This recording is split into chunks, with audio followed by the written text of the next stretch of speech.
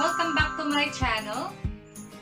Pagka ganitong hapon, mainit, work from home, masarap magmerienda.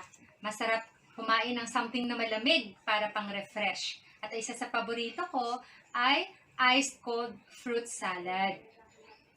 Dito sa ingredients ng fruit salad, ang pinaka-paborito ko actually dito ay ito. Nata de coco. Alam nyo ba na ang nata de coco ay isang microbial product?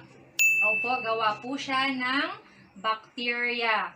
So, ang bacteria na may gawa nito, ang tawag ay Acetobacter xylinum.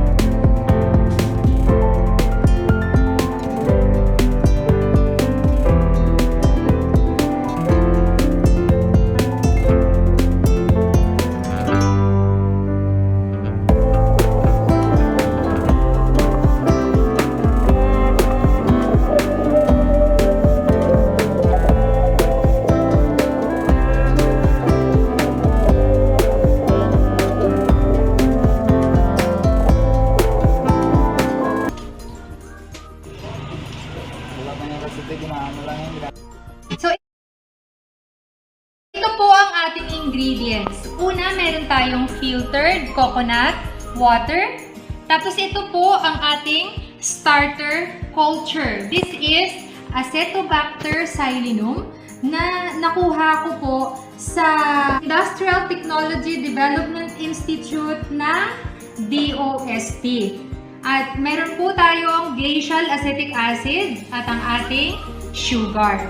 So, ang una po natin gagawin is ihalo po natin itong ating sugar dito sa ating filtered coconut water. Okay? And we will stir para matunaw. Tapos po natin ihalo ang sugar. Tatakpan po siya natin ng cheesecloth at ipapasteurize po siya natin. So, pasteurization will take place 15 to 20 minutes. So, after 20 minutes of pasteurization, we will take this out. Lalabas po natin at hahayaan po siya natin na mag-cool down. So, ayan na po. Napalamig na po siya natin. So, ang gagawin po natin sunod ay ihahalo na po natin ang ating glacial acetic acid.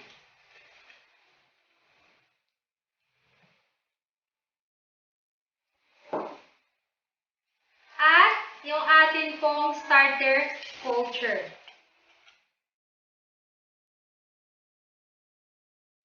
Ayan. So, swirl lang natin ng konti para mag-mix properly. And then, takpan po natin. At ito po ay ilalagay lang natin sa isang lugar na kung saan hindi po siya magagalaw. Dapat hindi siya maurong or ma-disturb para yung pag-grow ng ating microorganisms ay tuloy-tuloy. So, babalikan po natin to after 5 to 7 days. After ng 7 days na incubation natin itong ating nata de coco, titingnan na natin kung gaano kakapal ang nabuo ng ating mga bacteria. So, yung nakikita natin na puti na yan sa taas, yan yung layer ng nata de coco na nabuo ng ating Acetobacter xylem. So, iha-harvest na po natin. Titingnan natin kung gaano kakapal itong ating nata de coco.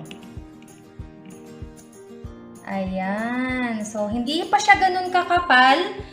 Pwede pang i-prolong yung incubation nito para ma-achieve yung desired thickness. Let's say, 1 inch thick. So, ipaprocess na natin tong ating nata de coco. So, ang susunod natin gagawin is slice natin ito according to the desired size. Kung gaano kalaki ang gusto ninyong size. So, slice mo natin siya.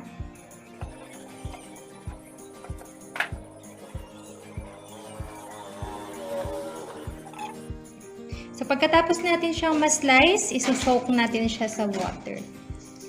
So, soak mo siya hanggang mga 2 hanggang 3 palit ng tubig para matanggal ang asim. Susunod na gagawin natin, pakukuluan natin ng 1 beses.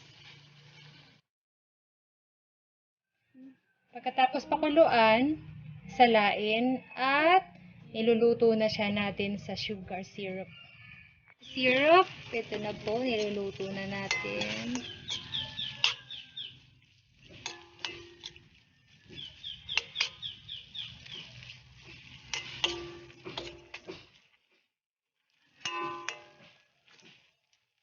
Pagkatapos, pwede nang kainin!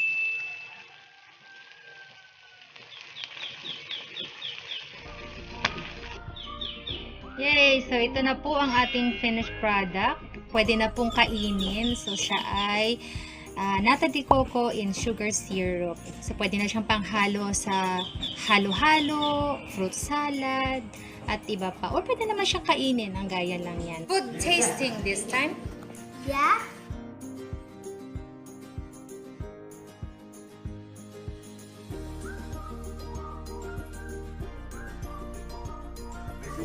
Yummy. Wow! Is it good? How's the texture? The texture looks yummy. The texture looks yummy. So, sa laboratory namin sa Western Philippines University, tuloy-tuloy lang yung pag-experiment namin gamit ang Acetobacter xylem. So, tinignan namin kung ano yung pinakamagandang concentration ng mga ingredients para mas mabilis ang pag-produce niya ng nata de coco. So, para pwede namin itong ma-extend sa community later on dito sa province ng Palawan para makatulong sa kanila as an alternative livelihood. So, thank you very much for watching. I hope na-enjoy ninyo ang ating paggawa ng nata de coco. So, please subscribe to this channel and hit that notification bell para po ma-inform tayo kung may bagong video upload. So, thank you very much. Bye-bye!